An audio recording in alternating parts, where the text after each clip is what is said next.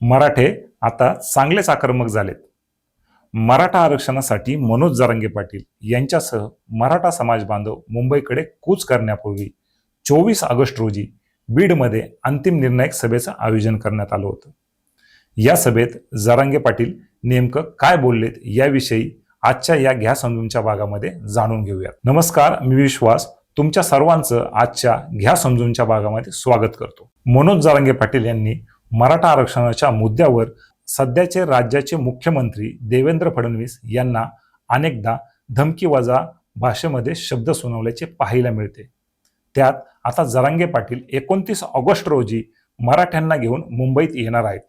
मुंबईत दाखल होण्यापूर्वी जी अंतिम मोठी सभा जरांगे घेणार होती ती नुकतीच पार पडली बीड जिल्ह्यातील मांजरसुंबा या ठिकाणी. या सभेत बोलताना जरांगेंनी सत्ता बदलत असते हे लक्षात ठेवा असा इशारा देखील दिला आहे.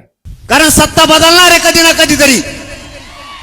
त्याचबरोबर विनाकारण कशाला लोकांना डिवचताय, चाललंय ना शांततेत आमचं, आम्ही आमच्या मुलाबाळांसाठी आरक्षण मागतोय, अशा त्यांच्या खास शैलीत बोलताना मुख्यमंत्री फडणवीस यांचा चांगला समाचार घेतलेला पाहायला मिळतोय.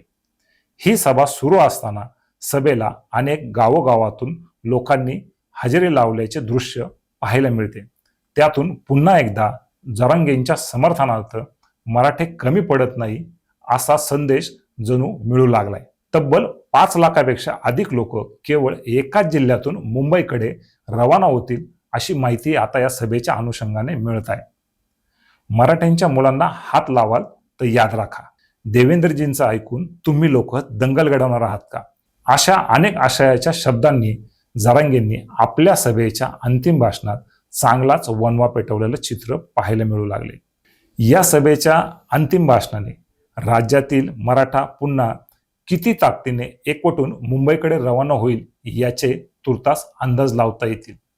तर मंडळी, एकूण मनोज जरांगेंच्या मागण्या व त्यांच्या सरकारप्रती असलेला आक्रोश किंवा जरांगे विरुद्ध फडणवीस या राजकीय घडामोडीवरती तुमचं मत काय आहे कमेंट करून नक्की कळवा. व अशाच महत्त्वाच्या राजकीय व सामाजिक परखड विश्लेषण पाहण्यासाठी आजच चॅनलला सबस्क्राईब करा. घ्या समजून आपल्या भाषेत.